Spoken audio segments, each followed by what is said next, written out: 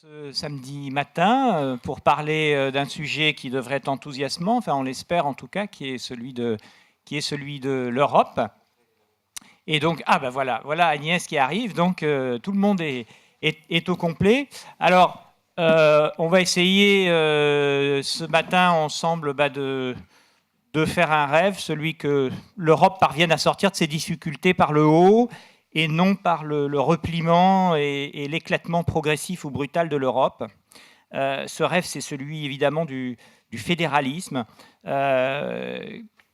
a été tenté par l'euro avec les résultats que l'on connaît. Alors pourquoi ça n'a pas marché?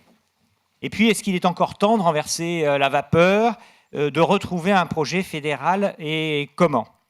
Alors, avec autour de moi pour en discuter, Patrick Artus, directeur de la recherche de Natixis, économiste, Agnès Benassi-Kéré, économiste également, présidente déléguée du Conseil d'analyse économique, et à ses côtés Sylvie Goulard, députée au Parlement européen, et puis notre ami Thomas qui va collecter les questions éventuellement sur Twitter et qui en a préparé un certain nombre et qui nous permettra de rebondir. Donc on va essayer de découper cette discussion très simplement.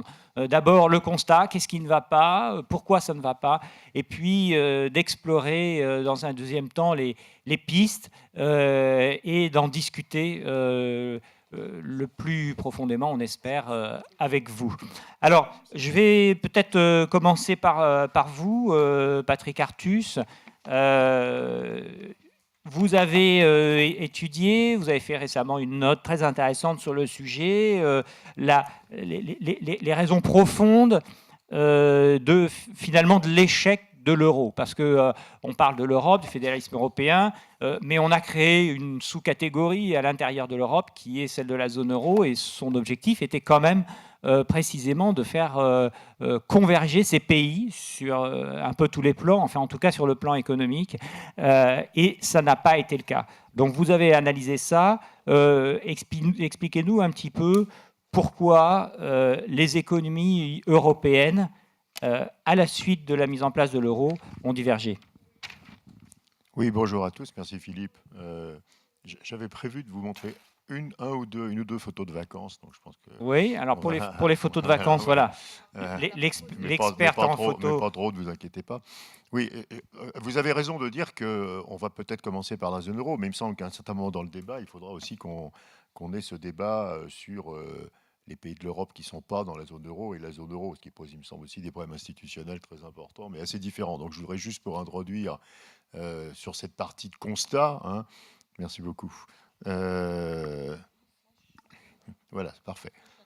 Oui, voilà. Donc, voilà. Alors, vous inquiétez pas, vous n'aurez pas les 8 points, parce que la deuxième moitié des 8 points, c'est notre deuxième partie de débat, ce sont les solutions. Je voudrais juste essayer de vous dire comment je sens le problème économique profond de la zone euro. Hein. Agnès sûrement continuera sur la même lancée. Il faut partir d'une idée fausse, mais qui a souvent été défendue et mise en avant, qui est que lorsqu'on est dans une union monétaire et économique, donc on a libre circulation des biens, des capitaux, des personnes, plus la même monnaie, on a des pays qui deviennent de plus en plus semblables dans leurs économies. C'est une théorie qui a été beaucoup défendue, qui a été défendue d'ailleurs par il y a des citations très fameuses de Jean-Claude Trichet, qui disait quand on a la même monnaie, on a des économies qui deviennent pareilles. Et ceci est absurde. En réalité, on sait par la théorie et par l'observation des faits et par le raisonnement le plus simple, et d'ailleurs il y a 2 ou 3 articles très formidables de Paul Krugman dans les années 90 qui racontent ça, que quand on a la même monnaie, on a des économies qui deviennent de plus en plus différentes. Et pourquoi est-ce qu'elles deviennent de plus en plus différentes? Puisque du moment que vous pouvez tout faire circuler librement et qu'il n'y a plus de taux de change, donc il n'y a pas de risque de variation des taux de change entre les pays, les implantations, l'économie, les entreprises s'implantent là où c'est le plus efficace. Et en termes d'économistes, on dit que les pays vont exploiter leurs avantages comparatifs. Ça veut dire, par exemple, qu'avant l'euro, quand on voulait vendre des voitures aux Portugais, on devait les faire au Portugal, parce que si la monnaie du Portugal, si l'escudo se dépréciait, c'était pas possible de vendre aux Portugais des monnaies faites en Allemagne. Après l'euro, on peut faire en Slovaquie, en Allemagne, où on veut, les voitures qu'on va vendre aux Portugais. Et on a vu dans la zone euro cette évolution, donc où les pays se sont spécialisés différemment. Et ils se sont spécialisés différemment à l'intérieur de l'industrie, je ne vais pas rentrer dans les détails, mais ce qui pose plus de problèmes entre l'industrie et les services, et la partie des services qui ne s'exportent pas. Hein, la construction, la distribution, les services à la personne, etc. Le tourisme, par exemple, c'est un service qui s'exporte. Donc le résultat, vraiment, et moi, c'est vraiment pour moi quelque chose d'extraordinairement important et qui n'est pas encore complètement bien entendu aujourd'hui, c'est que l'euro, enfin, les unions monétaires, sont des machines à fabriquer l'hétérogénéité des pays qui sont dedans. Alors là, je vais vous montrer une photo de vacances et pas 15. Ce que vous avez là, par exemple, c'est le poids de l'industrie dans les pays européens. Et vous voyez qu'il y a deux pays, les deux pays, alors je n'ai pas mis tous les pays, c'est horrible, mais les deux pays où il y a le moins d'industrie dans cet échantillon, c'est la France et la Grèce. Et puis en haut, vous avez l'Allemagne, mais vous auriez aussi l'Autriche, la Belgique, etc. Et vous voyez que cette différence, elle est en train de s'ouvrir. C'est-à-dire que les pays plus industriels deviennent plus industriels, les pays moins industriels deviennent moins industriels. À nouveau, ce n'est absolument pas une anomalie, c'est parfaitement légitime. Vous pouvez regarder aussi, il y a un graphique que j'adore qui est celui-là, c'est l'évolution de la capacité de production de l'industrie. Donc vous voyez les petits pointillés violets en bas, c'est l'Italie. La France, c'est la ligne rouge. Et en haut, vous avez l'Allemagne. Et donc vous voyez, c'est pas voilà. Mais il n'y a rien ici qui doive choquer.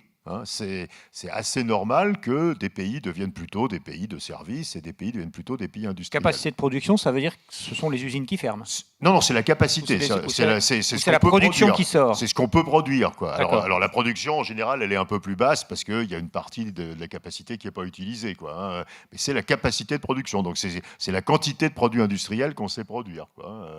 Alors l'industrie, vous savez, ça tire aussi beaucoup de services liés à l'industrie. Quand on dit industrie, il faut mettre avec plein de services qui travaillent avec l'industrie, des services financiers, des services de transport, des services immobiliers, etc.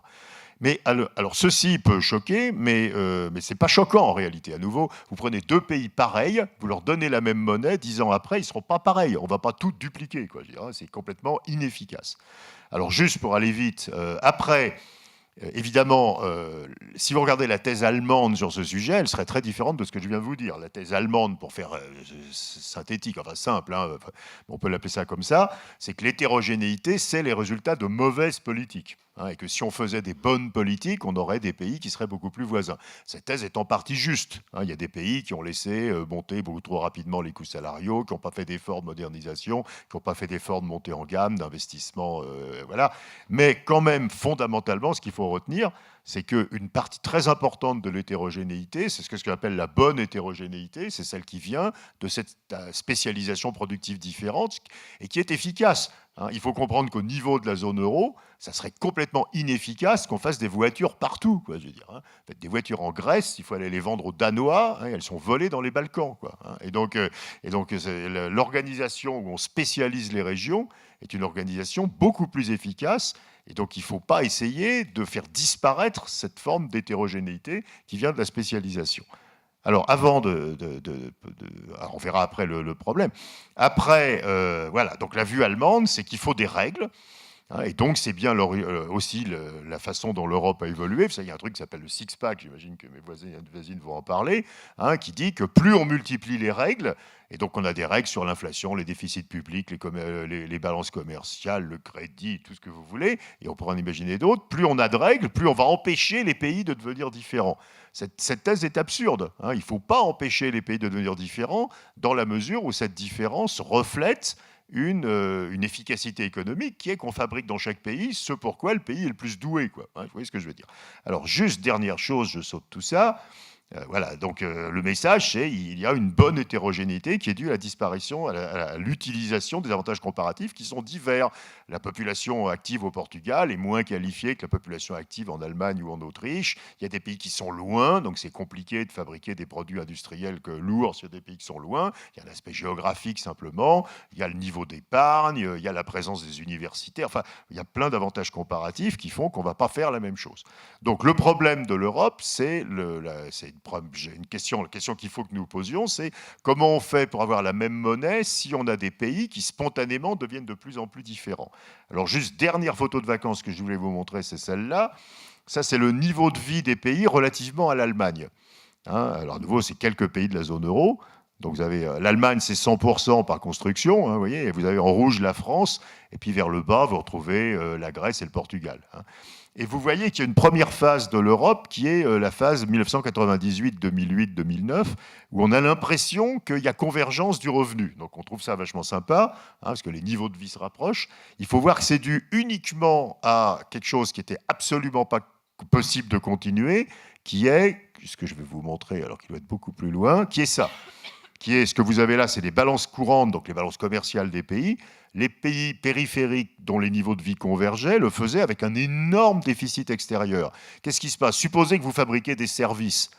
Évidemment, vous importez les produits industriels. Et si vous importez les produits industriels, vous avez un déficit extérieur. Mais si vous pouvez continuer à vous endetter pour le financer, votre niveau de vie ne va pas baisser. Sauf qu'à un moment, vous êtes trop endetté. Et regardez les niveaux de dette extérieure. Vous voyez, ces pays ont des dettes extérieures qui sont allées jusqu'à une année de PIB. Et vous êtes trop endetté, donc vous ne pouvez plus vous endetter. Et là, comme vous ne pouvez plus vous endetter, vous n'avez plus le moyen de financer votre niveau de vie par l'endettement.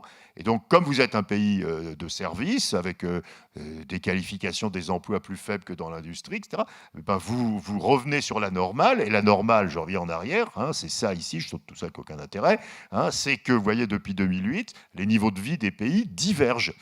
Si vous êtes portugais, alors le grec c'est un peu extrême, mais prenez même italien ou espagnol c'est intéressant, donc vous étiez presque à 80% du niveau de vie de l'Allemagne, aujourd'hui vous êtes vers 65. Si vous êtes grec, vous étiez à 70, aujourd'hui vous êtes à 45. Et donc on est aujourd'hui, et ça c'est normal, je veux dire à nouveau, et je m'arrête là, spécialisation différente, hétérogénéité, pays qui spécialisent dans des activités assez sophistiquées, des activités d'autres moins sophistiquées, le tourisme, les services à la personne, les services immobiliers. Et donc, la norme dans une union monétaire, si on ne s'y attaque pas, si on ne fait rien d'autre, c'est la divergence des niveaux de vie entre les pays. Et c'est bien ça qui est le problème profond de la zone euro. Voilà. Et on voit à partir de ce schéma, d'ailleurs, que ça commence quasiment à partir de 2005. Alors en fait, c'est quand même plutôt 2008. 2008, la crise de 2008 en Europe, c'est pas vraiment la crise des subprimes, qui est une crise américaine. Ouais. C'est la crise du moment où les pays européens qui ont des déficits extérieurs. Mais ça plafonne avant, quoi. Ouais. Oui, mais la vraie crise, c'est alors l'Italie, c'est un peu pour d'autres raisons, c'est qu'il n'y a plus de gains de productivité. C'est ça. Ouais. Mais quand même, la grande crise, c'est 2008. C'est le moment où les pays européens ne peuvent plus s'endetter davantage. En gros, le moment où les Allemands, pour faire ça, refusent de prêter plus aux pays périphériques. Donc le maintien artificiel du niveau de vie du pays et des périphériques par les prêts de l'Allemagne s'arrête. Et là, on tombe dans la vraie vérité de la zone euro, qui est qu'à nouveau, que les niveaux de vie, si on ne met pas du crédit pour le cacher artificiellement, les niveaux de vie divergent. Et donc aujourd'hui, notre problème, on parlera des solutions après, Agnès a sûrement plein de choses à dire aussi sur le constat, mais le problème, c'est que cette tendance, si vous l'extrapolez, elle est mortelle, je veux dire. Qui va accepter la divergence perpétuelle des niveaux de vie entre les pays de la zone euro? Voilà, donc là, on constate effectivement qu'au départ, tous les pays profitent plus ou moins de l'euro. Et puis, pour une mauvaise raison. Et pour une mauvaise raison. C'est qu'au départ, ça a permis aux pays de s'endetter vis-à- ce des pays excédentaires. Donc les pays industriels, pour faire simple, qui ont des excédents, ont au début accepté de les prêter aux économies de services qui ont des déficits. Simplement, cet endettement... Alors, juste, mais je ne veux pas mordre sur les zones parties. Si c'est l'Auvergne, ça marche. Il y a personne en Île-de-France dit « je refuse de prêter davantage aux Auvergnats ». Mais si c'est le Portugal, ça ne marche pas. À un moment donné, les Allemands disent « je ne prête pas plus au Portugal ». Et là, on fait la vérité du niveau de vie du Portugal. Il faut que les retraités allemands prennent leur retraite en Grèce pour faire des transferts de... Voilà. Alors, Agnès Benassi-Kéré, donc on a un tableau qui est effectivement assez parlant. Comment on explique finalement cette espèce d'hallucination collective qui fait qu'on y croit tous à un moment donné, on vote Maastricht, etc. Et puis après, le réveil est très douloureux et on a l'impression, oui, c'était évident, on l'avait déjà dit, donc pourquoi ? Merci. Donc, je vais enchaîner sur ce qu'a dit Patrick et compléter en parlant des politiques macroéconomiques et pourquoi finalement la construction maastrichtienne a échoué. Et en fait, la construction maastrichtienne, elle faisait sens et tout le monde trouvait ça parfaitement disons, réaliste et logique. Donc, quelle était l'idée au départ ? L'idée, c'était de dire que les cycles d'activité dans la zone euro sont très corrélés. Hein, donc, quand ça va bien dans un pays, en général, ça va bien dans un autre pays. Et quand ça va mal dans un pays, ça va mal dans un autre pays. Donc, les besoins en termes de politique monétaire sont symétriques. Et donc, on avait la BCE qu'on allait construire et qui allait baisser les taux d'intérêt quand ça va mal et les monter quand ça va bien. Donc ça, c'est dans les années 90, quand on réfléchit à la construction. Maastricht. Donc, expliquer qu'est-ce qui sous-tend Maastricht pour voir après qu'est-ce qui a échoué. Et si jamais un pays avait des ennuis particuliers, comme la Finlande aujourd'hui, avec donc les sanctions par rapport à la Russie, la crise en Russie, la crise de Nokia, eh bien, il y aurait le budget national toujours qui pourrait s'occuper de stabiliser l'activité, c'est-à-dire faire plus de dépenses quand les choses vont mal et reconstituer des excédents quand les choses vont bien. Et puis, comme on aurait ramené les finances publiques à l'équilibre en moyenne, eh bien, il y aurait des marges de manœuvre tout à fait substantielles sur le plan de la politique budgétaire. Et on a le pacte de stabilité pour nous garantir que les États ramèneraient leurs finances publiques à l'équilibre en moyenne. Et puis, par ailleurs, donc, Patrick a parlé de convergence automatique, croyant sur une convergence automatique. Il y avait aussi l'idée que les pays allaient se coordonner sur les politiques économiques. Ça, on a tendance à l'oublier, qu'il y a un article du traité, l'article 121 du traité, qui dit « Les États membres considèrent leur politique économique comme un sujet d'intérêt commun ». Bon, là, on a beaucoup plus violé cet article que le pacte de stabilité. Alors, qu'est-ce qui a échoué ? À peu près tout dans cette construction. C'est-à-dire qu'on a vu récemment que la BCE se trouvait impuissante à assumer seule la stabilisation de la zone euro, puisqu'on a une inflation maintenant qui est à 0, et une inflation, disons, hors énergie et matières premières qui est à 1%, et donc on est très loin de 2%, et donc la BCE n'arrive pas, malgré énormément d'efforts, à remonter ce taux d'inflation. On voit que le pacte de stabilité ne nous a absolument pas protégés de la crise. Il a été violé par un certain nombre de pays, dont la France et l'Allemagne. Et puis, de toute façon, pour d'autres pays comme l'Espagne et l'Irlande, c'était un peu hors sujet. On a vu que les politiques budgétaires se sont avérées déstabilisantes, en réalité. C'est-à-dire qu'on a eu tendance, et nous, les Français, parmi les autres, à, faire des expansions budgétaires quand tout allait bien, quand il y avait des cagnottes à distribuer. Et puis, du coup, on n'accumulait pas de marge de manœuvre pour quand l'économie se retournait. La coordination, j'en parle même pas, ça a été un échec complet. Et du coup, on s'est retrouvé avec des forces effectivement divergentes qu'on aurait pu éviter. Par exemple, le fait que les taux d'intérêt... Alors, ce qui compte pour l'économie, ce n'est pas le taux d'intérêt nominal, ce n'est pas le taux auquel vous empruntez pour acheter un appartement à la banque, c'est l'écart entre ce taux et ce que vous espérez en termes de hausse du revenu. Et donc, c'est l'écart entre le taux d'intérêt que propose la banque et... l'inflation l'inflation salariale qui en général suit l'inflation tout court. Donc c'est ce qu'on appelle le taux d'intérêt réel. Et vous voyez bien qu'avec le même taux d'intérêt partout dans la zone euro, taux d'intérêt ce qu'on appelle nominal, eh bien le taux d'intérêt réel, celui qui compte vraiment, eh bien, il est complètement différent selon le taux d'inflation. Et là, on a eu des pays qui ont eu un taux d'intérêt réel négatif, c'est-à-dire que plus je m'endette, plus je gagne, puisque mon revenu augmente plus vite que les intérêts. Et donc ça, c'était une force pour l'endettement qui a été majeure, et on aurait pu l'éviter si on avait été un peu plus sérieux dans la coordination. Alors pourquoi je dis tout ça ? Parce que je pense qu'il faut reconnaître, pour aller de l'avant, il faut reconnaître que Maastricht a échoué, mais moi je reviens d'Allemagne, j'étais à Berlin hier, il y a toujours l'idée à Berlin que la solution de la crise, c'est Maastricht 2.0. C'est-à-dire qu'il faut respecter les règles, et tout ira bien. Il faut responsabiliser les États, ce qui n'est pas faux. Il faut responsabiliser les États et tout ira bien.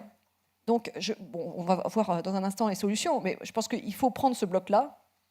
Il faut en effet responsabiliser les États, mais si on ne met rien à côté, ça ne marchera pas non plus. Voilà.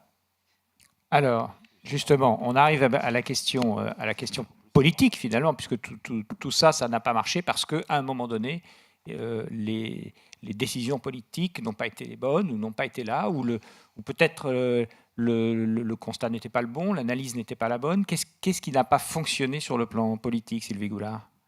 Bon, d'abord, merci. Merci à vous tous d'être là par cette magnifique journée. Je trouve que vous avez beaucoup de mérite. Nous encore, on nous avait demandé d'être là, mais vous y êtes librement. Donc, c'est sympa qu'on puisse discuter. J'espère qu'il y aura des questions de la salle. Moi, je voudrais me placer à un niveau un petit peu différent, en rebondissant sur des choses qui ont été dites par les uns et les autres. D'abord, Philippe, vous avez dit, on a tenté une expérience fédérale. Non, on a mis en place quelque chose qui a une nature très complexe, qui a des éléments de fédéralisme qu'on retrouve par exemple dans la Banque centrale et la politique monétaire. Là, vous avez effectivement des personnes qui sont dans un organe supranational. Les membres du directoire n'y sont pas à titre national. Il y a aussi les gouverneurs qui viennent des pays. Mais ce volet-là était fédéral. De l'autre côté, on s'en est tenu à de la coordination, des responsabilités qui sont restées dans les États membres. Donc on a considéré que les États allaient chacun contribuer à la réussite de l'ensemble. Et c'est pour ça que c'est très difficile d'avoir un jugement, je dirais, il faut se méfier un tout petit peu quand on dit ça a marché, ça n'a pas marché. Effectivement, on est dans une situation extrêmement difficile et il ne faut pas du tout nier qu'il y a des difficultés. Mais je vais faire un peu l'allemande de service, ça ne surprendra pas ceux qui me connaissent. Mais par exemple, d'abord, le traité, nous l'avons tous accepté. Les Allemands avaient une monnaie qui était le Deutschmark, qui était une monnaie qui dominait complètement le paysage européen à l'époque. Donc il n'y avait pas une souveraineté française extraordinaire. On courait en général derrière les décisions de la Bundesbank. On a voulu, pour des raisons politiques, faire la monnaie. Les Allemands renonçaient à leur monnaie, dont je rappelle toujours, parce que ce n'est pas connu en France, que la monnaie est antérieure à la création de la République fédérale. Le mark a été réintroduit en 1948, la RFA en 1949. Donc c'était pour les Allemands quelque chose d'extrêmement... je crois qu'on n'a pas mesuré en France ce que représentait le sacrifice du Deutschmark, la transformation dans l'euro, sans référendum en Allemagne, etc. C'est une des raisons pour lesquelles les Allemands considèrent, probablement à tort, avec certaines exagérations, je ne dis pas le contraire, mais que nous avons pris des engagements et que ces engagements, il faut les tenir. Et si on ne comprend pas ça, à mon avis, on n'arrivera pas à trouver des solutions. Donc je ne défends pas, je décris simplement le panorama. Et c'est vrai que dans les problèmes qu'il y a eu, Agnès l'a très bien dit, on a un article du traité qui dit bien qu'on doit considérer les politiques économiques comme une question d'intérêt commun. Je dirais d'ailleurs que l'Allemagne a aussi pris des décisions unilatérales sans se préoccuper des externalités, enfin des conséquences sur les voisins. Donc tout le monde est un peu coupable. Il ne s'agit pas de dire il y a les bons, il y a les méchants, c'est pas ça. Mais on a en tout cas construit un système dont on n'a pas respecté la logique. Et parce qu'on n'en a pas respecté la logique, on a beaucoup de mal à le changer, puisque vous avez ceux qui disent c'est parce qu'on a violé les règles qu'on est mal, et il y a ceux qui disent c'est parce que les règles sont mal conçues qu'on est mal. Et en fait, les deux ont raison. Et c'est un problème de confiance. Donc je veux vraiment insister là-dessus, parce que c'est important. Deuxième point, on entend souvent dans les débats publics, je ne sais pas si c'est la manière dont vous sentez les choses, je ne veux pas parler à votre place, mais quand je discute sur le terrain, j'entends souvent la phrase « on nous a trompés ». En gros, on nous a dit des choses et on a trompé le peuple. Moi, je crois surtout, franchement, qu'on s'est trompé. Je ne crois pas que les gens qui ont fait Maastricht pensaient que ça allait dysfonctionner à ce point et qu'il y a eu un mensonge orchestré pour faire voter oui aux gens. Ça, j'y crois pas du tout. D'ailleurs, dans la vie, c'est une expérience, les stratégies très compliquées. Enfin, très souvent, les gens se plantent, c'est tout. Ils n'étaient pas malveillants, mais ils étaient incompétents, alors. Oui, mais il faut toujours, dans ce cas-là, se poser la question de l'incompétence nationale. Admettons, on n'aurait pas fait l'euro. Qu'est-ce qui se serait passé ? On aurait probablement fait d'autres erreurs aussi. On ne peut pas dire que la période antérieure à l'introduction de l'euro, la France, c'était un pays qui allait super bien, qui gérait très bien ses finances. Donc, de l'incompétence, il y en a partout. Enfin, écoutez, moi, d'ailleurs, je me mets parmi les incompétents. On est dans un domaine dans lequel il y a eu... Alors, d'autant plus qu'il y a des phénomènes qu'il faut vraiment voir, qui se sont greffés sur... Il faut bien avoir en tête le calendrier. Quand on a fait Maastricht, on était avant la révolution technologique, Internet et tout ça nous paraît évident. Moi, mes enfants me disent « mais c'est vrai, maman, qu'avant, il n'y avait pas de téléphone portable ». Oui, il n'y avait pas de téléphone portable à l'époque. On s'est trompé sur l'analyse économique, on l'a dit, mais il y a eu aussi, par exemple, le phénomène concomitant de l'élargissement, qui a introduit, par exemple, pour certains pays périphériques, je pense au Portugal ou à la Grèce, des concurrents, comme les pays d'Europe centrale et orientale, qui ont eu la capacité, par leur localisation géographique, par leur tradition industrielle, de devenir assez rapidement des sous-traitants de l'Allemagne, de s'intégrer dans des chaînes de valeur. De remplacer le Portugal et l'Espagne. Tout ça, c'est des choses, sincèrement, qu'on n'avait pas totalement prévues. La montée en puissance de la Chine, on pouvait la voir venir, mais elle était beaucoup moins présente. Quand on regarde le commerce extérieur de l'Allemagne ces dernières années, c'est très, très intéressant. La création de la monnaie unique avait beaucoup plus de rationalité dans un système où on échangeait essentiellement entre nous, plutôt que dans un système où on échange essentiellement ailleurs. Donc voilà. Donc je ne veux pas défendre le système, mais je pense qu'il faut tous qu'on fasse un petit effort. C'est toujours trop facile de dire la génération d'avant s'est plantée. Vu le nombre d'erreurs qu'on fait maintenant, il faut voir devant soi. Oui, la génération. Donc voilà. Et dernier point, parce que je ne veux pas être trop longue, je crois que la zone euro a un vrai problème stratégique. C'est-à-dire que je n'arrive pas à voir si dans nos gouvernements, et je ne parle pas de celui-là, je parle de toute la classe politique en France et ailleurs, les gens ont pris la mesure du changement d'échelle. C'est-à-dire que l'euro est un projet qui est un projet structurant, qui avait vocation à enclencher une coopération économique plus poussée et une coopération politique plus poussée. On a un peu l'impression que les dirigeants, quels qu'ils soient, font des pas de tango, un pas en avant, un pas en arrière. Je crois qu'il ne faut pas sous-estimer ce qui a été fait pendant la crise, qui est vraiment important en termes de rapprochement bancaire, de supervision, de mise en commun d'un certain nombre de compétences, de création du fonds de secours. Donc les signaux, je dirais, cohérents par rapport au projet de l'euro ont existé. Et dans le même temps, les dirigeants envoient aussi aux populations des signaux complètement incohérents. Le Premier ministre français dit la France décide seule sur son budget, ce qui n'est pas vrai. On est enserré dans un certain nombre de règles qu'on a acceptées, encore une fois, qu'on a voulu. Et donc, pour moi, et ça nous amènera au constat, donc je m'arrête là, je pense que c'est là qu'il y a un des nœuds de l'avenir de la zone euro, c'est que soit on raisonne, comme a fait Patrick dans sa présentation, de manière agrégée. Si on raisonne de manière agrégée dans un ensemble qui est doté d'un budget, d'un pouvoir politique, c'est dans le fond pas très grave qu'éventuellement certaines régions se spécialisent dans certains domaines et d'autres dans d'autres, parce qu'il pourrait y avoir des transferts, par exemple, qui compensent, de la mobilité des travailleurs qui compensent, mais ce qui suppose qu'on forme les jeunes à aborder le marché du travail de manière transfrontière, etc. Donc, si vous voulez, on peut défendre la thèse de Patrick, elle se conçoit tout à fait de manière agrégée. C'est par exemple ce qu'essaie de faire la Banque centrale européenne, c'est de regarder la zone euro de manière agrégée. Simplement, les politiques sont nationaux et la montée en puissance du Conseil européen pendant la crise qui consiste à donner le pouvoir au niveau national sur les questions européennes crée encore plus de décalage. Donc je crois qu'il faut regarder toutes ces questions de manière un peu de sang-froid, ne pas invectiver ceux qui ont fait des choses et qui ont fait des erreurs, mais regarder peut-être un peu, tout simplement, qu'est-ce qu'on veut. Et si vous regardez l'accord avec le Royaume-Uni, je pense que cet accord est absolument tragique pour la zone euro.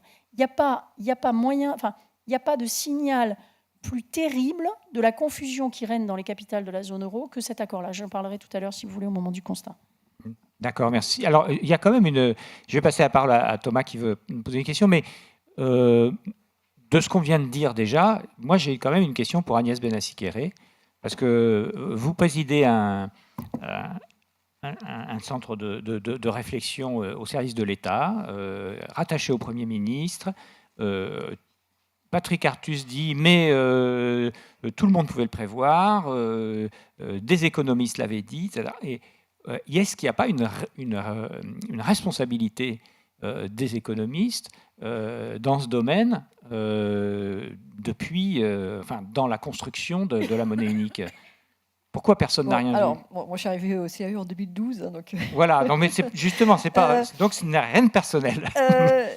Je pense qu'effectivement... Alors, il y a des choses qui avaient été dites par les économistes, mais extrêmement claires, des forces de divergence, et qui n'ont pas été prises au sérieux par les politiques. Hein. Par exemple, ce que j'ai raconté sur les taux d'intérêt réels, ça a été écrit noir sur blanc par des économistes de grand renom. Et les risques liés à l'endettement public étaient également écrits. Et d'une certaine manière, la crise qui s'est produite était déjà écrite dans les années 90 dans certains articles. Ce qui n'avait pas été vu, c'est, par exemple, il y a des erreurs quand même assez massives. Par exemple, ce qui avait été vu, c'est que la monnaie, elle n'est pas créée par la Banque centrale, en fait. Elle est essentiellement créée par les banques. Oui. Hein, c'est-à-dire quand vous recevez un crédit de votre banque, en fait, c'est la création monétaire. Et on était assez naïf de penser que, on faisait une banque centrale, on va donc centraliser la politique monétaire, mais on gardait une surveillance des banques qui était pays par pays. Donc, pas de coordination entre au niveau fédéral et aux États. Ça a été un échec très important. Donc, oui et non. Il y a des choses qui avaient été vues et qui n'ont pas été vraiment prises au sérieux.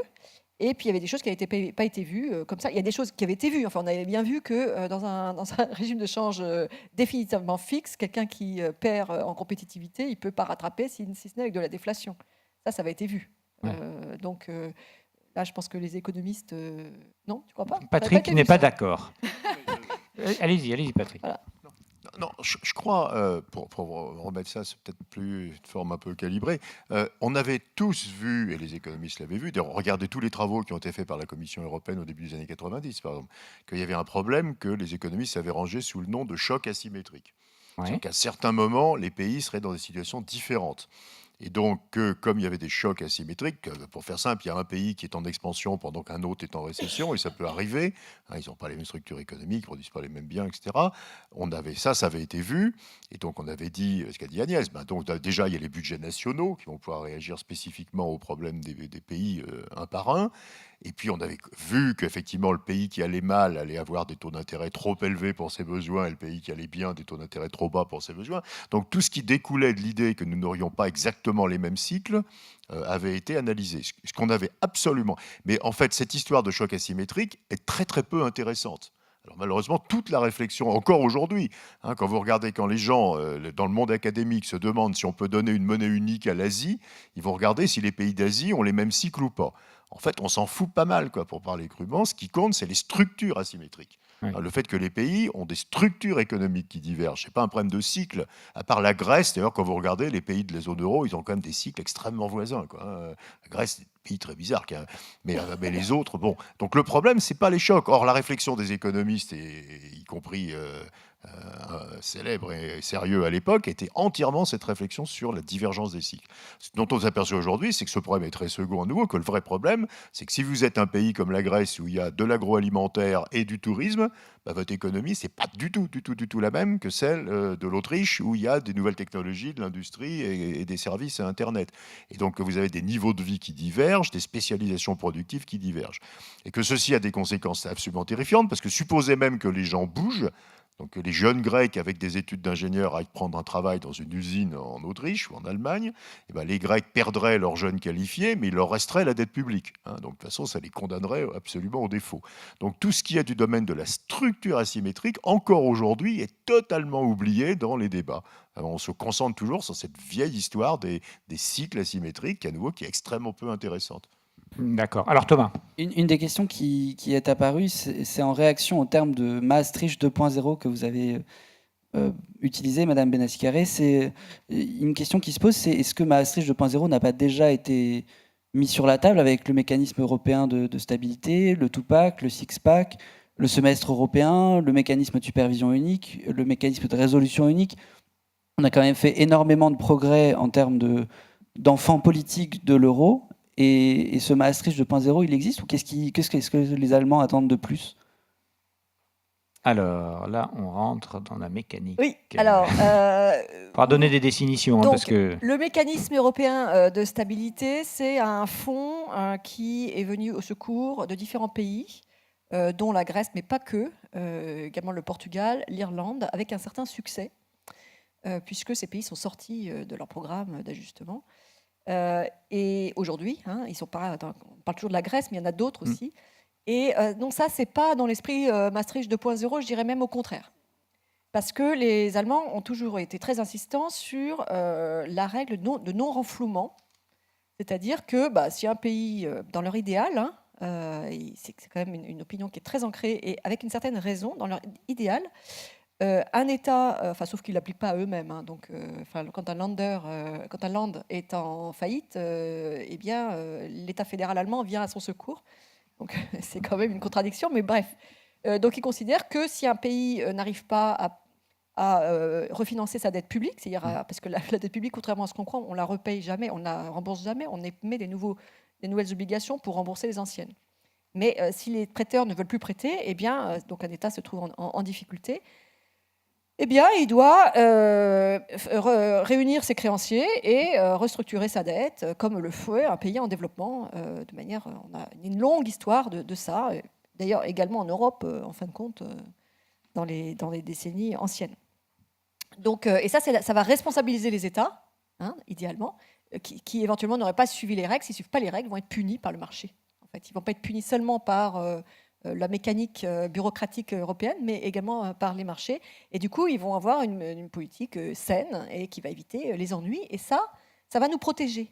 Ça va nous protéger. Et on rajoute.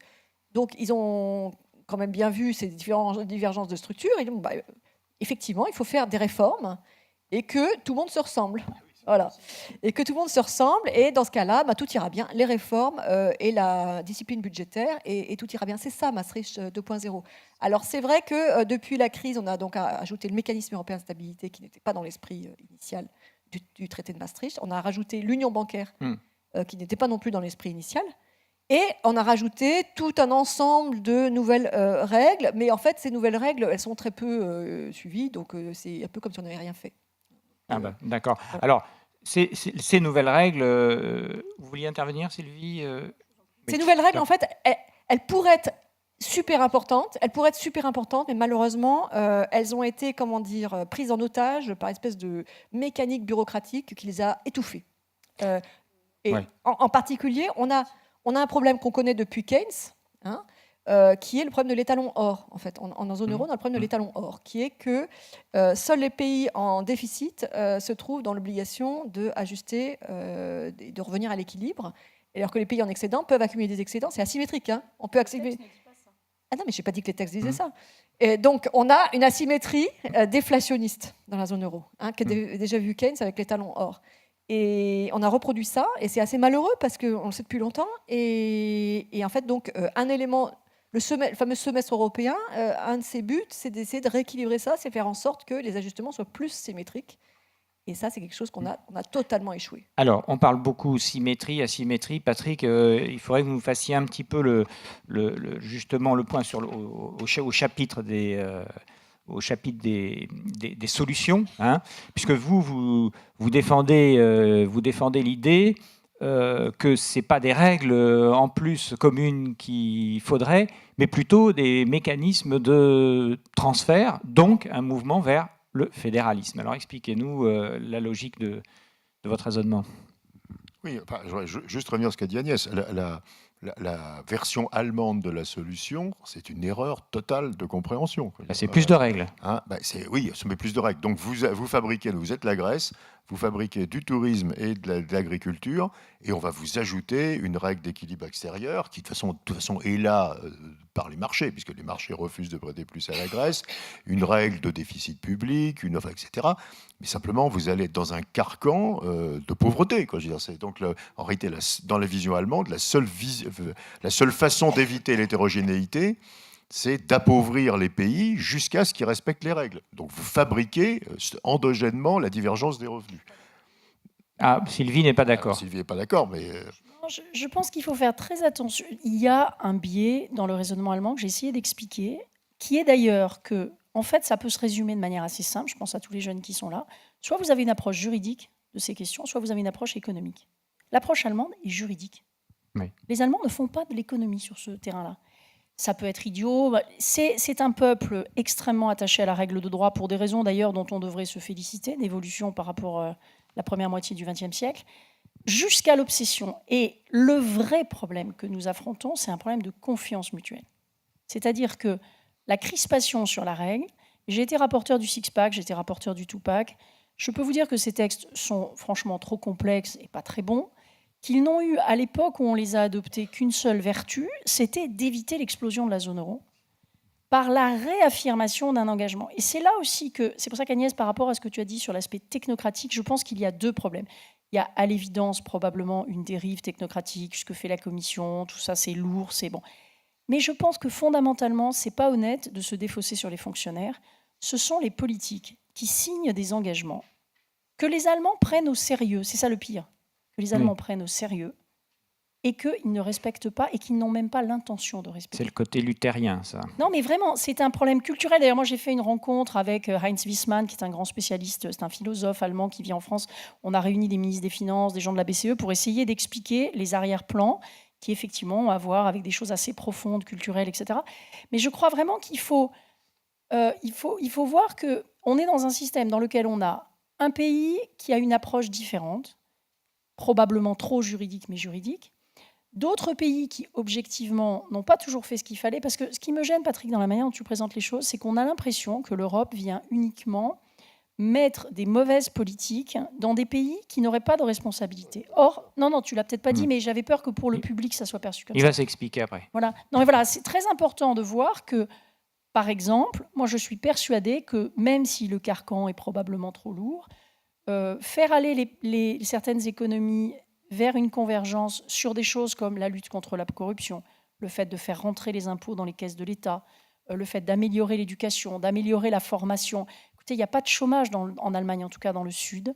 Et je trouve que quand on voit le nombre de jeunes qui sont au chômage dans d'autres pays, on peut comprendre que même pour de mauvaises raisons, les gens se disent finalement, on a le bon système et les autres ont le mauvais.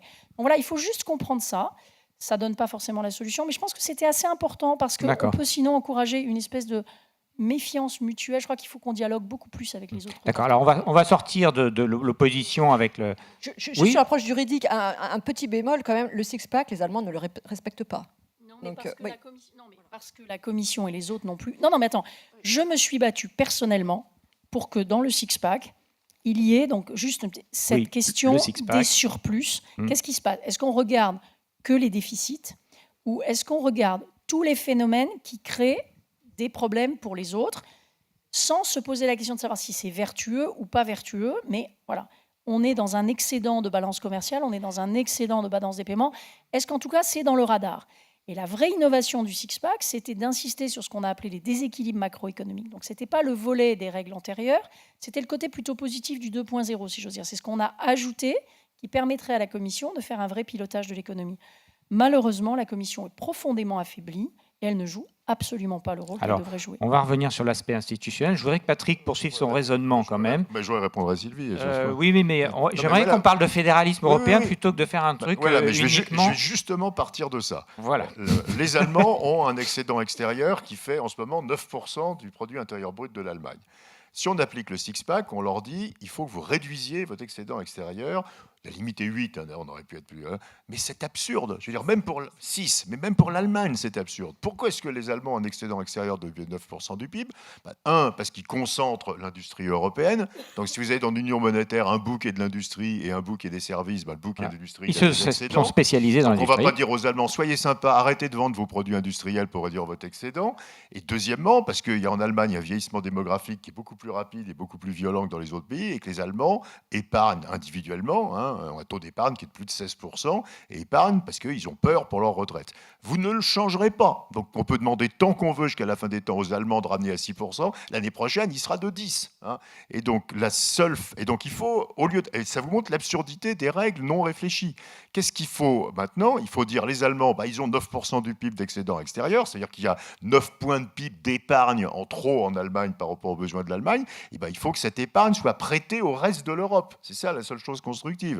Et donc, ça pose la question de l'unité des marchés de capitaux, par exemple. Il faut que les Allemands acceptent de prêter leur épargne aux Européens. Le problème, c'est que quand ils l'ont fait jusqu'en 2008, les Européens, ils ont fait une bulle immobilière avec. Et donc, vous voyez, ça, c'est une version, je pense, de synthèse entre nous. C'est de dire, c'était pas bien qu'il y ait une bulle immobilière. Donc, effectivement, il faut des règles. Ça, c'est l'Espagne. Ça, c'est l'Espagne, l'Irlande, etc., la Grèce. Mais la règle qu'on a mise à la place aujourd'hui, elle est absurde. Ce qu'il faut, c'est réunifier les marchés de capitaux pour que l'épargne des Allemands irrigue l'investissement dans le reste de l'Europe. Je ne suis pas d'accord avec ça. Tu es forcément d'accord avec ça. Non, je ne suis pas d'accord avec ça parce que je comprends bien la logique, mais ce qu'il faut voir, c'est que la zone euro a un problème de réajustement des prix relatifs entre les pays. Or, en Allemagne, il y a donc un excédent énorme, donc ça veut dire trop d'offres par rapport à la demande, c'est ça, l'excédent commercial, c'est ça, trop d'offres par rapport à la demande. Attends, et s'il y a trop d'offres par rapport à la demande, les prix baissent, c'est normal. Pas trop d'offres, elle trouve preneur à l'étranger. Pas assez de demande en Allemagne par rapport à l'offre en Allemagne, d'accord? Attends. Et donc, les prix baissent, d'accord, en Allemagne. Oui. Et comment voulez-vous qu'avec une inflation à 0 en Allemagne, les pays du Sud arrivent à baisser leurs prix relatifs par rapport à l'Allemagne? Ils sont en déflation. Comme ils ont de la dette, la déflation va entraîner un alourdissement de la dette. Voilà. Mais Agnès, ce que tu dis n'a pas de sens. Les Allemands, ils sont de moins en moins nombreux. La population diminue. Alors là, c'est pas une raison pour avoir 30 points de PIB. Peut-être qu'ils vont récupérer tous les Syriens, ce qui réglera tous nos problèmes. Mais en attendant, ils sont de moins en moins nombreux. Comme ils sont de moins en moins nombreux, ils ont de moins en moins de demandes. Et ils ont concentré l'industrie haut de gamme sophistiquée européenne. Donc les Allemands vont avoir un gigantesque excédent extérieur. Est-ce que tu vas dire aux Californiens, les gars, soyez sympas, arrêtez de fabriquer de l'électronique pour le reste du monde et faites disparaître votre excédent extérieur qui est en Californie. J'ai pas de problème, il y a de l'inflation en Californie. Il y a 34% du PIB d'excédent extérieur en Californie. C'est pas ça qu'on a mis dans les règles. Sincèrement, il ne faut pas caricaturer, je ne suis pas d'accord. Non, mais je tiens à expliquer juste ici à quel point, sur ces sujets-là, c'est très facile, si j'ose dire, de manière académique, de dire il faut faire ci, il faut faire ça. En plus, je vais vous dire gentiment que, vu le nombre de voix qu'on entend chez les économistes, quand on est un politique, on est tendance à devenir prudent. Donc, chaque affirmation, moi, je la prends toujours avec un petit peu de recul. Ce que je voulais dire, c'est que... Ils sont très divergents, vous trouvez, Non, sur ces on en sujets-là? a déjà 2 là qui ne sont pas d'accord. Hein. Non, mais ce qu'on a voulu faire dans le six-pack, c'était un virage sur l'aile difficile pour passer d'un système qui était basé sur 2 critères, qui étaient le déficit public et la dette, à un système qui fait rentrer dans le raisonnement de la Commission un certain nombre d'autres facteurs. Personnellement, je n'ai jamais pensé qu'il fallait dire aux Allemands arrêtez d'exporter, ça ne marchera jamais, c'est pas ça la question. Cela dit, tu as dit toi-même, Patrick, qu'il fallait donc s'attaquer à la manière dont les capitaux sont alloués, et c'est quand même ce qui est maintenant dans les tuyaux, c'est-à-dire s'attaquer à... Alors moi, j'aime pas toutes ces unions, hein, l'union de marché de capitaux, mais on voit bien qu'on est arrivé en quelques années à faire un petit peu bouger le débat d'un terrain qui était purement les critères de Maastricht à d'autres choses, et donc les conséquences de ces autres choses qui sont le capital. Mais moi-même, je suis extrêmement sensible au fait que ça va probablement trop lentement, etc. J'ai dépensé pas mal d'énergie à faire bouger un certain nombre de sujets, mais ça prend un certain temps. Je ne crois pas qu'on puisse dire qu'en ce moment en Allemagne, il n'y ait pas de prise de conscience de l'importance de l'investissement et que la question des réfugiés, que tu élimines de manière un petit peu rapide, ne soit pas absolument majeure. Moins en termes démographiques, parce que ce n'est pas un plan pour améliorer la démographie de l'Allemagne, ça c'est faux. Enfin, c'est Mais quand ça même plusieurs aura millions de personnes. Voilà, Quoi. exactement, et c'est une mobilisation de l'économie, c'est une augmentation des dépenses au niveau local, etc., qui, à mon avis, va opérer un certain rééquilibrage. D'accord. Alors... Non, mais attends, juste si tu me donnes 5 secondes. Non, mais je veux pas avoir de On va position... pas y arriver. On ne cherche pas du tout à avoir de position caricaturale. Je dis que le problème profond, disons ça autrement, que dans une Europe idéale, on aurait des règles bien conçues et que les pays respecteraient. On coordonnerait les politiques économiques quand il y a des externalités. Aujourd'hui, même si tout ça a été mis en place, ce qui prendra, comme tu l'as dit, du temps, à la fin, ça ne marcherait pas.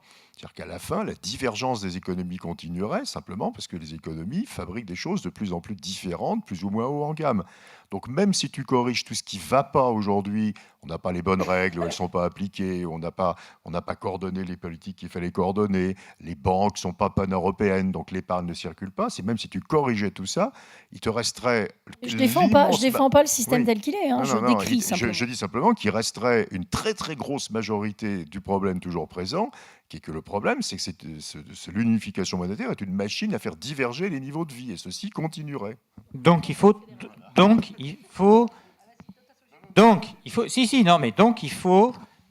faire des transferts. Voilà. Alors après, juste parce que Agnès et Sylvie ont travaillé beaucoup sur ces sujets, mais je voudrais juste te dire qu'après, donc il faut corriger l'hétérogénéité de revenus, à nouveau en ayant fait tout ce qu'on vient de dire avant, hein, mais qu'il en restera une grande partie. Et la seule façon de la corriger, c'est ce qu'on appelle le fédéralisme. C'est-à-dire qu'en gros, c'est un transfert qui peut être soit automatique, soit organisé, etc., des régions les plus riches vers les régions les plus pauvres, des régions qui ont les salaires par tête les plus élevés vers les régions qui ont les salaires par tête les plus faibles, des régions industrielles. Et pour l'instant, c'est très faible en Europe. Le budget de l'Union européenne, d'abord c'est un budget de l'UE et pas de la zone euro, il fait 1%. Et attention, par rapport à quelques propositions qui circulent, il ne s'agit pas de faire du fédéralisme contracyclique. Parce que l'idée qu'on va avoir un fonds, et alors qu'un pays ira mal, il en recevra, puis quand il ira bien, il donnera, à nouveau, vous retombez dans le piège qui est on s'intéresse qu'aux divergences de cycle. Il faut du fédéralisme structurel. Il y a des pays qui vont avoir des niveaux de revenus en permanence 30% du niveau de revenus des plus riches. Et donc, il faut de façon absolument pas liée à la correction. Par exemple, prenez un projet qui est sympathique, moi j'aime bien, qui est l'assurance chômage européenne. Donc le pays qui a plus de chômage, il reçoit une partie des indemnités qu'il verse, hein, est payé par les cotisations des pays à peu de chômage. Ça lutte contre les divergences cycliques. Donc c'est bien, mais ça ne résout pas votre problème que les Portugais vont avoir un niveau de vie qui sera de 30% de celui des Allemands et que donc ils n'auront qu'une envie au bout de quelques années, c'est de s'en aller de la zone euro. Donc il faut du fédéralisme structurel qui ne soit pas de nature cyclique. Donc il faut des projets de fédéralisme continuel, de transfert continuel entre les pays. Vous savez, je finis, la Barry Eichengreen, qui est à Harvard, a montré qu'aux États-Unis, l'existence de l'État fédéral réduisait à peu près 50% des écarts de revenus entre les États. Et donc, il faut passer de 0, enfin, la zone euro, ça va être 1, il faut passer de 0 à 50, d'une manière quelconque. Il faut trouver le moyen d'avoir ce lissage des différences entre les niveaux de vie des régions. Alors, Agnès, qu'est-ce qu'on fait ? Donc, la solution traditionnelle en Europe, c'est de prôner la coordination des politiques économiques. Hein. Donc, comme on n'a pas de budget fédéral, on va coordonner les politiques budgétaires et donc quand ça va mal, on va se réunir autour de la table et on va dire on va faire un peu plus de déficit pour soutenir l'activité. Ça, on a réussi à le faire en 2009, mais ensuite, en 2000, donc après l'économie est remontée, et puis en 2012-2013, par contre, on ne s'est pas réunis et chacun a continué à ajuster ses finances publiques. Bon, cette coordination des politiques budgétaires, moi je pense que c'est une solution transitoire vers autre chose. Si on arrive à la faire, je pense qu'on y arrivera, on aura du mal. C'est une transition transitoire vers autre chose. Nous, comme disait Sylvie tout à l'heure, on aime bien prôner la coordination, mais pour les autres. Hein. C'est-à-dire que ça ne nous empêche pas de dire c'est la France qui décide. Et donc, si on est sérieux sur la coordination des politiques budgétaires, en fait, c'est très intrusif. Ça veut dire que l'Eurogroupe, qui est le groupe des ministres des Finances de la zone euro, pourrait éventuellement voter à la majorité, majorité qualifiée, ou je sais pas, sur les déficits des uns et des autres. Donc ça veut dire que c'est même pas violer la règle, hein, on aurait de manière, ça c'est dans un nouveau traité, hein, c'est très intrusif. Et finalement la solution fédérale est peut-être moins. Et là je vais prendre d'autres exemples. La coordination, en fait, on y a beaucoup cru en Europe et ça n'a pas très bien marché. Avant l'euro, on avait la coordination des politiques monétaires, c'était le système monétaire européen et ça s'est fini par une crise. On a fait la coordination des politiques de croissance avec la stratégie de Lisbonne. Je ne sais pas qui parmi vous connaît la stratégie de Lisbonne. C'est quand même très mou. Donc, je pense qu'il faut qu'on réfléchisse à quelque chose de nouveau. Alors, nous sommes, il ne faut pas se cacher, dans une ambiance qui n'est même plus eurosceptique, qui est europhobe. Ouais. Les gens considèrent que l'Europe a tous les torts. D'ailleurs, c'est assez intéressant parce qu'ils associent complètement l'Europe au populisme, comme si on supprimait l'Europe, il n'y aurait plus de populisme, sans doute. On va peut-être en avoir un exemple pour le Royaume-Uni dans quelques semaines. Mais je rappelle quand même qu'aux États-Unis, il y a une certaine forme de populisme, alors que la Commission européenne n'atteint pas les États-Unis. Donc, je pense qu'il y a quand même quelque chose de plus profond que simplement l'Europe. Mais qui est aussi très protectionniste, quoi. C'est un peu la même chose. C'est la même chose. Voilà. Ouais. Donc, je pense qu'il faut qu'on prenne conscience, qu'on ait vraiment conscience de ça, et que ce qu'on propose, ce soit des choses qui changent vraiment la vie concrète des gens. Quelle est la plus grande réussite de l'Europe pour la vie concrète des gens? En fin de compte, c'est Erasmus.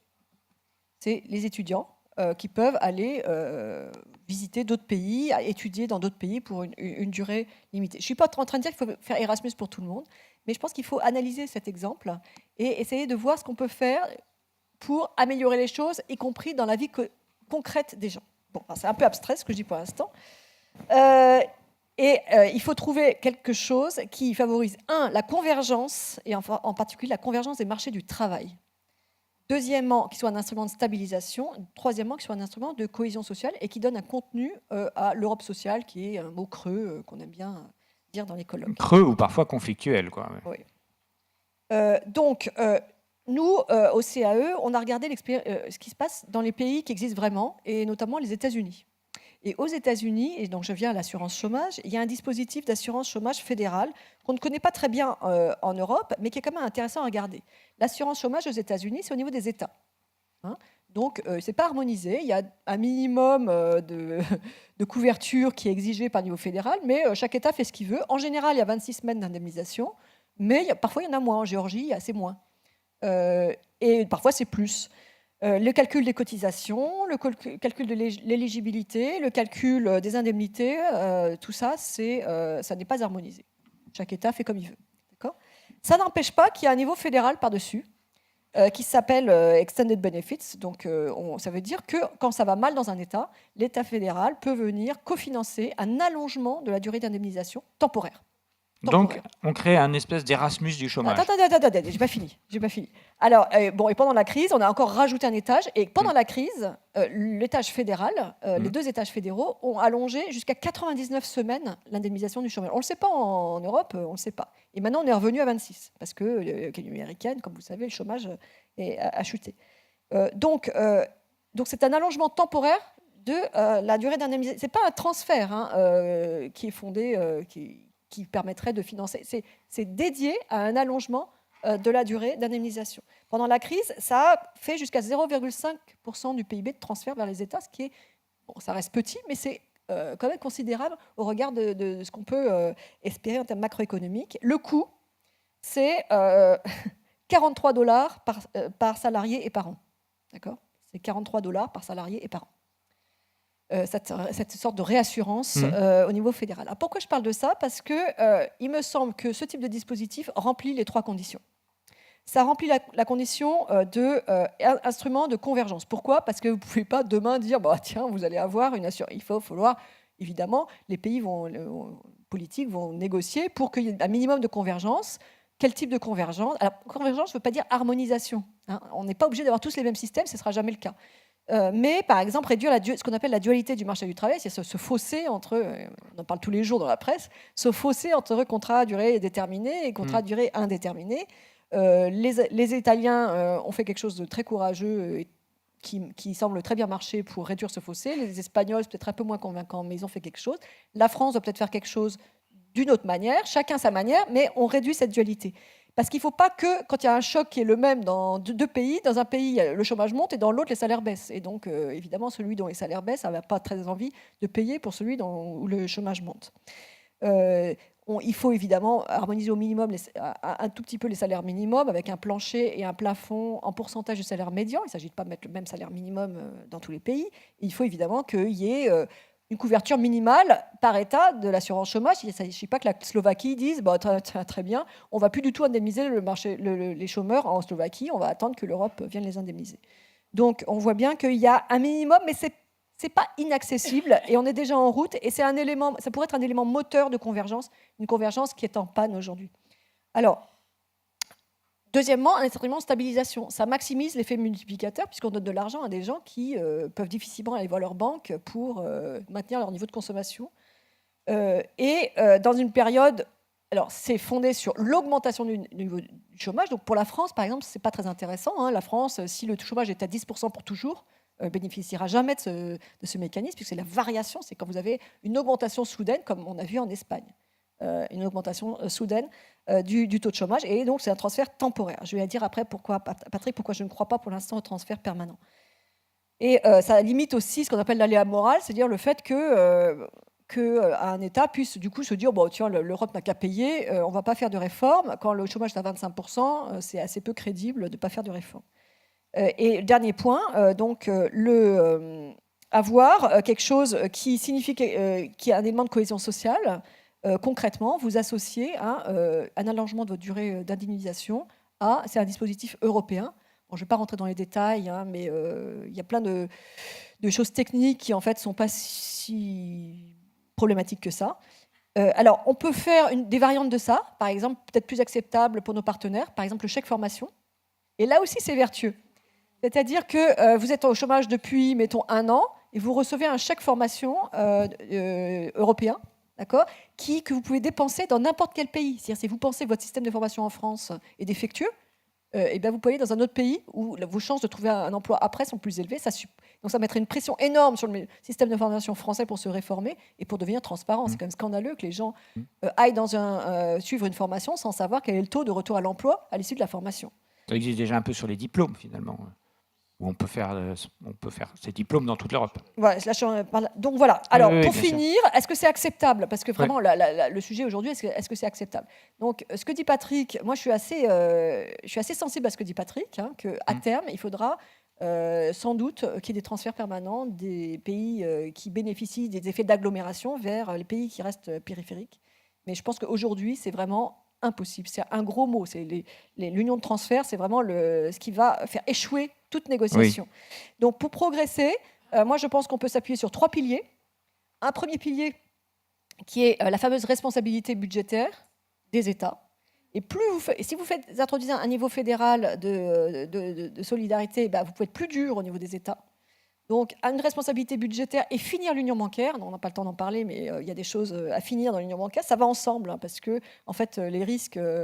si vous responsabilisez les États, vous introduisez du risque dans les banques, et donc il faut finir l'union bancaire pour supporter ce risque. Le deuxième bloc, c'est convergence et stabilisation macroéconomique et croissance, politique de croissance, convergence. Et là, on pourrait mettre aussi dans ce bloc-là des dépenses. Alors, moi, je pense qu'il faut lever le tabou du budget européen. C'est-à-dire qu'on va avoir l'examen à mi-parcours des perspectives financières de l'Union européenne. On a un budget européen qui est quand même assez orthogonal à la stratégie de croissance de l'Union européenne, en grande partie orthogonal à la stratégie de croissance de l'Union européenne, qui, on voit aujourd'hui, a énormément de mal à répondre aux défis d'aujourd'hui, sécurité, réfugiés, Frontex, etc. Et donc, je pense qu'il faut lever ce tabou. Et donc, le troisième bloc, pour moi, c'est le bloc de la gouvernance. Même si on ne fait pas le changement de traité, l'an prochain, il faut commencer à en discuter. Sans doute aller vers, donc Sylvie va en parler, mais un exécutif zone euro qui soit responsable devant une chambre, par exemple, zone euro du Parlement européen. Puisque si on parle de budget, il faut bien que quelqu'un le propose et quelqu'un le vote et surveille l'exécution. Donc ces changements, et si on arrive à faire une gouvernance, on va voir ce qui se passe avec le Royaume-Uni, mais si on n'arrive à rien au niveau de l'Union européenne, peut-être que l'Union européenne va devenir à terme un grand marché, et c'est déjà pas mal. Et c'est déjà pas mal parce que c'est pas fini, avec des régulations qui soient communes dans l'ensemble de l'Union européenne. Et à ce moment-là, les politiques actives qui nécessitent des ressources seraient progressivement rapatriées au niveau de la zone euro. C'est un des scénarios qu'on peut envisager. Alors, juste avant d'entamer le débat avec la salle, Sylvie Goulard, est-ce que la réponse... Alors, là, on rêve de fédéralisme, on voit bien que ce n'est pas du tout la réalité actuelle dans tous les pays européens. Donc, est-ce que la réponse peut être institutionnelle? Comment le politique peut se ressaisir de ce sujet? Alors d'abord, moi, je trouve absolument génial l'ordre de vos questions. C'est-à-dire, si vous voulez qu'on se plante, on continue comme ça. C'est-à-dire, d'abord, on demande aux gens s'ils sont d'accord pour quelque chose, et à la fin seulement, on leur explique ce qu'on a en tête. Donc, si vous permettez, je prends 2 minutes pour dire, si vous regardez un dictionnaire français de base, un Larousse, qu'il y a dans toutes les familles, et le dictionnaire équivalent qu'il y a en Allemagne, qui s'appelle le Duden, et vous regardez la définition du fédéralisme. Du côté allemand, la définition du fédéralisme consiste à insister sur les entités fédérées, et on dit c'est une manière d'exercer certaines compétences ensemble, tout en protégeant les compétences des entités fédérées. Vous parlez avec un Bavarois du fédéralisme, je vais vous dire, il a à peu près autant d'amour pour Berlin qu'un certain nombre de gens pour Bruxelles. Et c'est la même chose aux États-Unis, d'ailleurs, vis-à-vis de Washington. Donc c'est un système d'organisation de pouvoir politique dans lequel on organise la mise en commun de certaines compétences tout en considérant que les entités composant la fédération, c'est-à-dire les Länder en Allemagne, les États aux États-Unis, etc., conservent une partie du pouvoir. Vous lisez la définition du côté français, c'est hyper centralisé. C'est-à-dire, en gros, c'est la manière de faire plein de choses en commun à la française. Et je dirais que si vous regardez les pays du monde qui sont fédéraux, d'abord, il y en a énormément. Vous avez l'Australie, vous avez l'Inde, vous avez l'Autriche, vous avez le Brésil, vous avez les États-Unis, vous avez le Canada. Donc, franchement, moi, la question, est-ce que vous êtes pour ou contre une Europe fédérale? Mais personne ne peut répondre. Personne ne peut répondre, parce que c'est une manière de partager le pouvoir entre 2 niveaux. Et vous allez avoir les Australiens qui l'ont fait d'une manière, les Allemands d'une autre, les Autrichiens d'une troisième, les Américains, etc. En revanche, ce qui est certain, et là je le dis pour les étudiants qui sont dans la salle, moi je vous conseille vraiment de lire les Federalist Papers, qui sont les documents qui ont été écrits pendant la Convention de Philadelphie pour réfléchir à la question de la mise en place d'une constitution des États-Unis d'Amérique. Et là, vous voyez, abordé par des gens remarquablement intelligents et qui puisaient leurs exemples dans l'Europe, puisque de toute façon, à la fin du XVIIIe siècle, je dirais, il n'y avait rien d'autre. Enfin, donc, ils remontent à l'Antiquité athénienne ou au Saint-Empire romain germanique, etc. Et donc, c'est absolument fabuleux sur l'histoire de l'Europe. Et on voit que la question fédérale, d'abord, il faut la traiter de manière beaucoup plus décontractée. Ça a été dit en France, on a l'impression, on peut parler de sexe, on peut parler de ce qu'on veut. Mais c'est le dernier tabou. Mais voilà, mais si vous utilisez le mot fédéraliste, d'ailleurs j'en ai parlé avec Mona Ozouf, ça tient un peu à la Révolution française et au grand débat qu'il y a eu entre les Girondins et les Jacobins, etc. Bon, donc premier truc, on se décontracte, c'est un mode d'organisation politique, il y en a plein de formes différentes, et il y a des choix à opérer. Ces choix doivent être faits de manière démocratique. Et à mon sens... Alors là, je vais passer pour la dingue de service, mais ça fait rien. Je m'offre cet instant de bonheur. Je pense que la violence des mouvements europhobes en ce moment vient de ce qu'on ne propose rien en face. Rien. Comme je l'ai dit tout à l'heure, on a des gouvernements qui font un pas vers la consolidation de l'euro, et parfois un pas significatif vers l'union bancaire, et un pas en arrière vers « je garde mon pouvoir, je veux être souverain ». Ils sont complètement ringards. Franchement, c'est complètement ringard. Donc, ce qu'il faut, c'est élaborer, mais ça ne peut se faire qu'avec les opinions. Un système qui soit à la fois profondément européen, donc à mon avis nouveau. On n'a pas à s'inspirer d'un seul modèle, mais modeste aussi, c'est-à-dire qu'aller voir ce qu'ont fait les Américains, ce qu'ont fait les Allemands, tout ça, c'est peut-être des indications qui sont utiles. Et à partir de là, on peut voir ce qu'on peut mettre en commun. Alors Agnès l'a abordé par le biais du budget, je crois que c'est très important. C'est-à-dire que si vous voulez, mettons que cette entité politique, quelle qu'elle soit, fonctionne, il faut que vous ayez d'abord la possibilité pour les citoyens de choisir l'exécutif qui, encore une fois, selon le type de fédéralisme que vous allez choisir, selon que vous mettez le curseur plus ou moins à Bruxelles, plus ou moins dans les États membres, aura plus ou moins de responsabilités.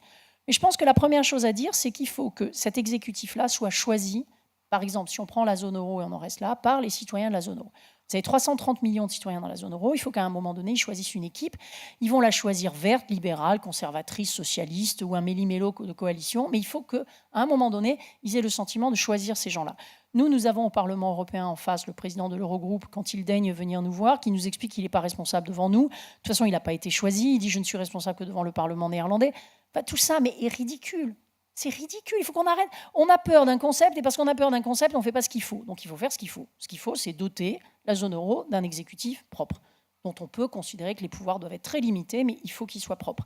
Deuxièmement, il faut qu'il soit responsable devant des gens élus. Pas parce que les parlementaires sont particulièrement malins ou éclairés, mais parce que ça crée l'espace de débat public, l'accountability, etc. Troisièmement, il faut que le cas échéant, on puisse les sanctionner. Et ces gens-là peuvent avoir un budget et ils doivent avoir un certain nombre de prérogatives. Ces prérogatives, quelles peuvent-elles être ? Moi, personnellement, j'ai passé l'âge de croire à la coordination des politiques économiques. Sincèrement, si on reste sur le schéma de la coordination, d'ailleurs, by the way, allez relire les les mémoires de Jean Monnet, c'est parce que Monnet avait constaté les échecs de la coordination, y compris sur la question cruciale de la paix à la SDN, qu'on a créé quelque chose de plus. Donc il faut pouvoir décider à la majorité, comme l'a dit Agnès, simplement il faut définir sur quoi on décide à la majorité. Et à mon sens, et je terminerai là parce que je pense qu'il faut qu'on ait un débat, à mon sens, c'est plus intelligent de confier, par exemple, des pouvoirs en matière d'éducation, formation professionnelle, mobilité, qui sont les choses liées à une zone monétaire optimale, d'après les travaux de gens comme Mundell, etc., de voir quelle est la part de budget qui pourrait être confiée au niveau européen. Évidemment, après, il y a une articulation assez complexe entre les décisions nationales et les décisions européennes qu'on ne fera pas disparaître. Vous avez plusieurs modèles. Par exemple, Agnès a dit que les Allemands ne laissaient pas tomber les Länder qui font faillite. C'est vrai, mais la constitution allemande ne comporte pas le type de disposition qu'il y a dans les traités européens. Donc, on peut avoir un fédéralisme dans lequel on considère qu'aucune des entités fédérées fait faillite. Aux États-Unis, vous avez un système dans lequel les États peuvent être amenés à faire faillite. C'est un petit exemple pour vous montrer qu'il y a des tas d'options. Donc, on se décontracte, on sourit. Je crois qu'il faut que les partis modérés prennent leurs responsabilités et arrêtent de laisser le champ libre à tous ces gens qui ne proposent rien. Parce que sincèrement, si vous réfléchissez bien à ce que proposent les partis qui sont europhobes ou eurosceptiques, c'est souvent soit le retour en arrière. Or, le retour en arrière, on aimerait tous. On aimerait tous être plus jeunes, c'était mieux quand on était plus jeunes, ça c'est clair. Mais ça ne se produira pas. Le retour au franc, le retour à la souveraineté, c'est quoi ? C'est faire disparaître la Chine, c'est faire disparaître les nouveaux modes de fonctionnement technologique. Ça n'a aucun sens. Ou alors, ce sont des gens qui sont dans un statu quo dont on sait qu'il ne marche pas. Et moi, j'estime que ce n'est pas prendre ses responsabilités. On se plantera peut-être si on fait une Europe fédérale. Je veux dire, il faut assumer le risque qu'il y a peut-être des erreurs. Moi, je ne dis pas que j'ai un blueprint, comme diraient les Anglais, une idée qui va marcher.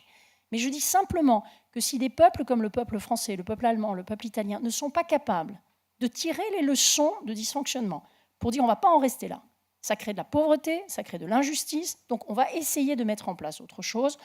On retrousse ses manches, on le fait avec énormément de modestie, et je crois que la bonne méthode, c'est de retrouver l'idée d'un calendrier. C'est-à-dire, à la fois, on ne fera pas tout de suite, mais il faut qu'on redise aux gens, voilà, écoutez, le but du chemin, c'est ça. Personnellement, je l'assume. Pour moi, le but du chemin, même si on s'est planté jusqu'à présent, c'est de créer une Europe qui soit une entité politique, qui reste démocratique, qui reste basée sur des valeurs, même si un jour sur deux, on les oublie, qui soit capable de créer de la solidarité, parce que bon sang, c'est quand même sur ce continent qu'on a le plus de solidarité sociale, qu'on a malgré tous les défauts du système, une certaine idée de la société humaine qui, à mon avis, est vraiment la chose que les Européens ont en commun.